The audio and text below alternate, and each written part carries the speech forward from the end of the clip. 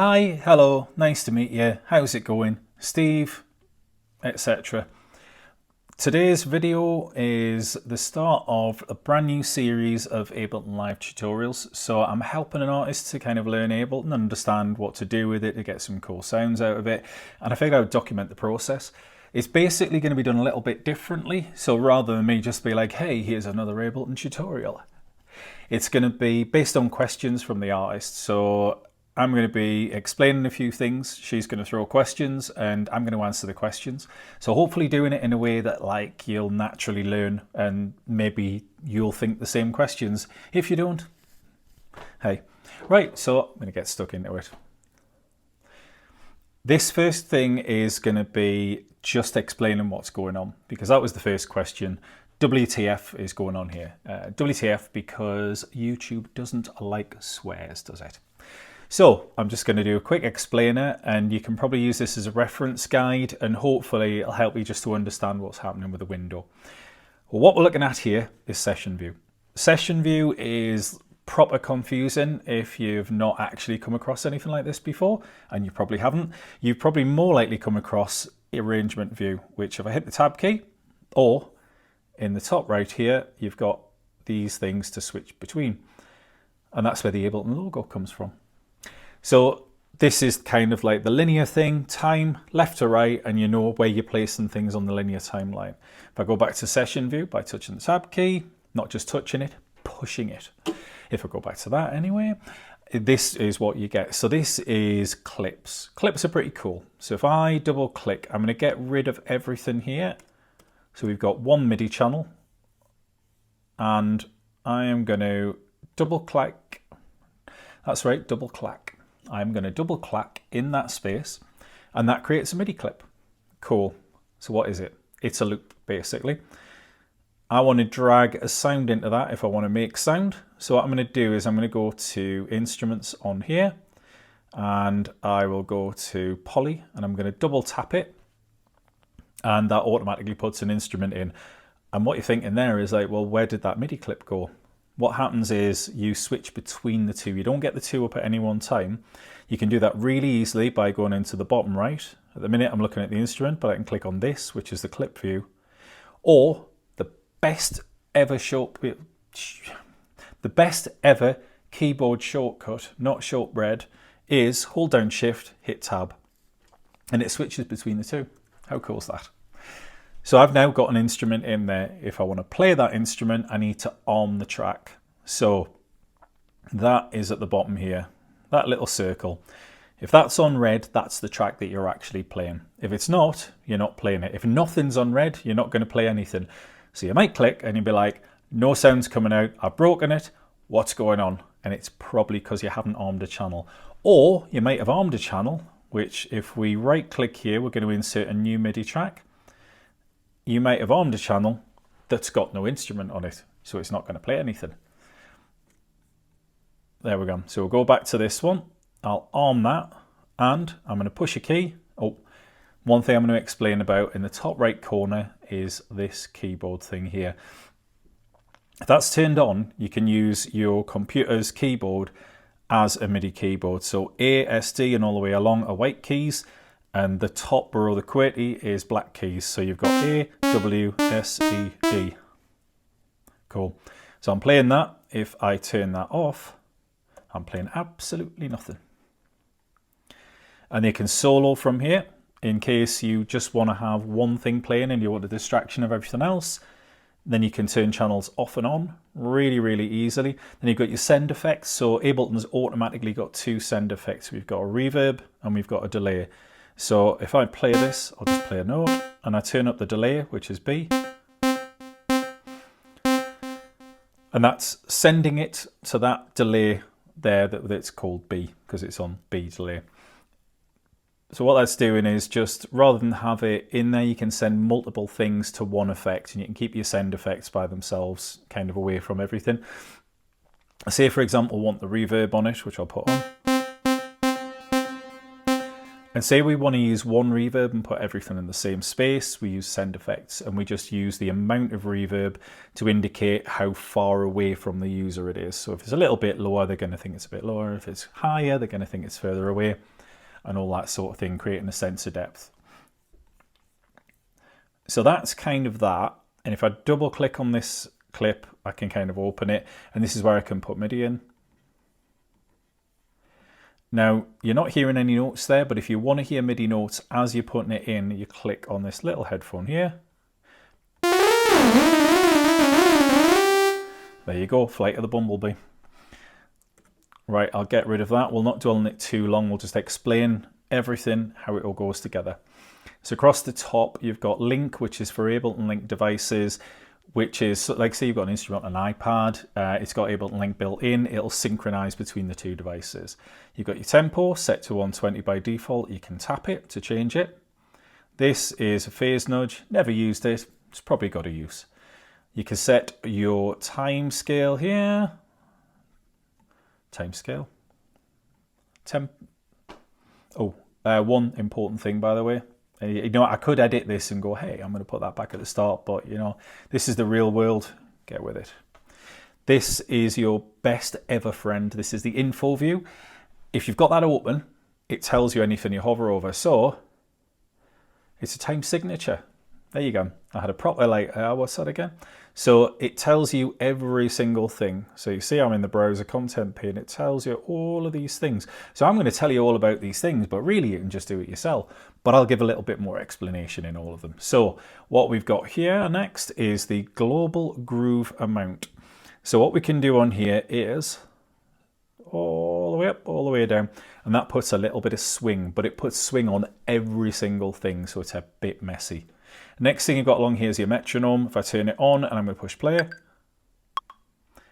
it's a metronome. You've got a little drop down, you can select different settings on it. The next thing along is your quantization. So if you want to quantize as you're playing, you can set this, or if you turn it off and have none, you'll just, whatever you're playing, plays exactly as you want it. And if you're playing things that are a little bit off time and you want to have that more human feel, get shot of this, don't have it on. And across here, we've got scale. So I'm going to just click in that MIDI clip again, and you see the notes that are highlighted in there. So they're highlighted in that scale in C major, which is the default scale. C minor pentatonic, highlights different notes. It's really easy if you're doing MIDI editing, just to know that everything's in scale if you want to keep it in scale. Across here, we've got follow. So if I zoom in on this, and if I push play, I have to push play on the clip for the clip to play.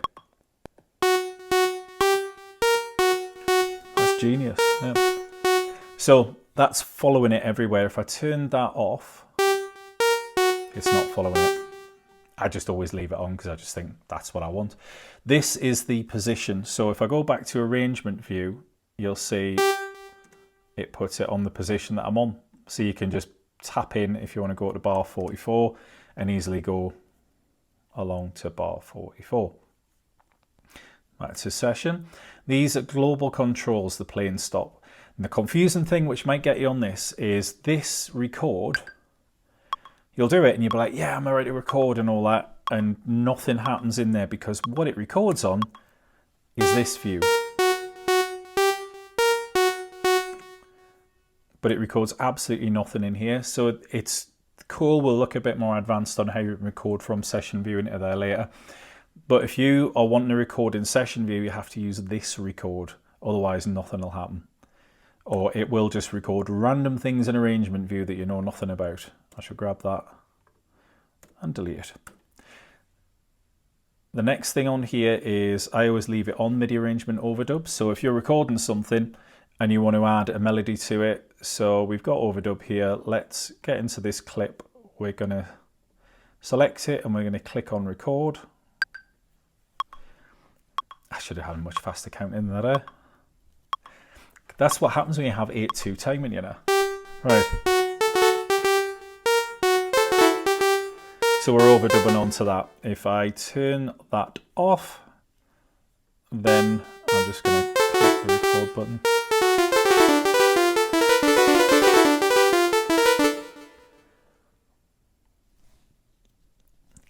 It's a hot mess, that, isn't it? So what it's supposed to do is that you'll mix it rather than replace it. But even when I turned it off, it kind of mixed it. So, you know, yeah. Anyway, just leave it on. Forget about any of that stuff. And you've got automation here. So if we twiddle knobs or change anything in there, it records the automation. And if we accidentally turn the automation off, this one will turn it back on again. This is really cool. If you're playing something, you've got it playing and you record and you're like, oh man, that was mint. I wish I'd recorded that. You can use this to actually capture that MIDI performance, which is great. And then it'll capture it into a MIDI track. And this with record. This is if you want to drop in, punch in and punch out to record. So you've recorded some 12 bars and you're like, I need to go back into bar 6 and 7 and I need to re-record that. You just enable punch in, enable punch out, and you set the bars, you set the timers you want to have from there. Really simple and straightforward, and then you start your record from wherever. This is the pen tool, so you can just draw in MIDI notes like that, or if you want to turn it off. If you want to put a MIDI note in, you can double click, and then without the pen tool, you can stretch it to do whatever you want to do with it. This is your keyboard thing, as we've said. This is the key mapping. So we'll not go into this sort of thing. Same as MIDI mapping. So you can map to a key to control something or map to MIDI to control something if you've got an external controller. This is our sample rate. I always work in 48 kilohertz, but this is also, clicking on it lets you access where you set your audio output device and all those things. And then we've got the CPU usage, which is your processor. If you've got an audio interface plugged in, this will be kept down. If you haven't got an audio interface and you've got a slightly older computer, then this can really spike. So use your audio interface to keep the CPU meter down. And you can also change a few settings if you get stuck with it. So the next thing, this is the overload. This tells you if you've had an overload. You don't really need it because you hear it. Like you get proper like clicks, pops or whatever, it'll just stop. And as we said before, those are for changing. Down the side, these are all your sounds. So anything you want to access, this is where you access it. Your collections are where you've saved a sound. So you can see if I click on arpeggios, they've all got the little arpeggio dot against them. This one I've got in 2 different places. So I've got it in arpeggios and I've got it in leads because I just felt like it fit in 2 different places. So you can chop and change these as much as you want. And also if you go to edit, you can select how many of them you've got. So if you say, actually, I don't need these 2, I just need the first 5, done, keeps your window nice and clean. If you do decide you need them again, just go in, edit and click them. The same for the library down here as well. It's all non-destructive. Your library is where everything lives. You've got all for everything, which is kind of a bit of a hot mess of masses of stuff, I suppose. But if you want to find something by name, it's an easy place to go and find by name. Ableton 12's got these filters. So it's basically got everything tagged. It's fine for Ableton sounds, but for me, I don't really use it because for my own sounds, I don't want to go through and tag everything, but it could be quite useful. So you've got things like character here. And maybe it's a cool way of doing it because if you're in all and you say, I just want a soft sound, then we've got all of the sounds which Ableton says are soft sounds. So it can be quite nice for like finding something if you're in the all window, especially.